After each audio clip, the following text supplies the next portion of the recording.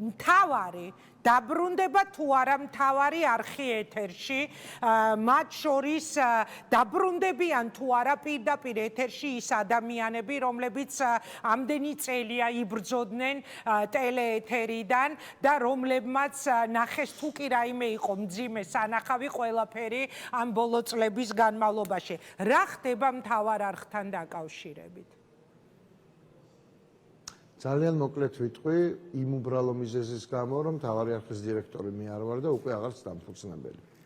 მთავარი ამბავი, რაც ჩემთვის არის მნიშვნელოვანი, მთავარ არხზე არ არსებობს არანაირი დავალიანება დღეის მომენტში. არანაირი და ადამიანები, რომლებიც მე გამომყვნენ რუსთავიორიდან და ყველაფერი გააკეთეს იმისთვის, რომ ქვეყანაში ეარსება ყველაზე დიდ კრიტიკულ არხს, მოდი ასე ვთქვათ, კიდევ ერთს. ამ ადამიანებთან დაკავშირებით მე ყველაფერი გავაკეთე, მათ შორის მე არა მხოლოდ მე, რა თქმა უნდა, რომ არ არსებობდეს არანაირი დავალიანება, მათ შორის ჩემი ციხეში ჯდომის დროინდელი.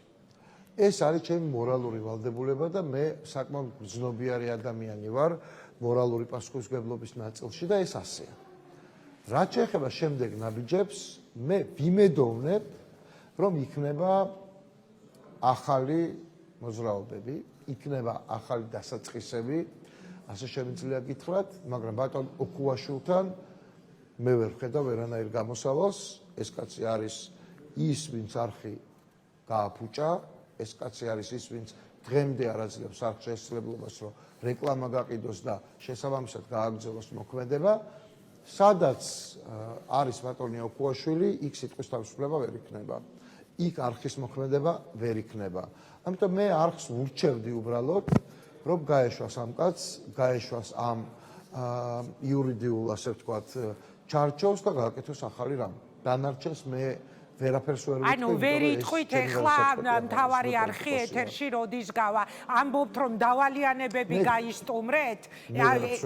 ხო, არა, გასტუმრებულია. ყველაფერი არის გასტუმრებული, რაც კი არსებობდა. გასტუმრებულია, მაგრამ ეხლა არ გაქვთ პასუხი, როდის იქნება, ან საერთოდ იქნება თუ არა, ამაზე პირდაპირ პასუხსაც ვერ გამცემ. მე ვერც მექნება, მაგრამ ეჭვი არ მეპარება, რომ ის გუნდი, რომელიც მთავარი არხის სახელით მთელ საქართველოს ყოველ 9 საათზე უყურებდა მთავარ ამბებს, ისევ იქნება ეთერში. ამაში ეჭვი არ მეპარება, მაგრამ მე პასუხები ვერ მექნება კონკრეტული, სწორად გამიგეთ.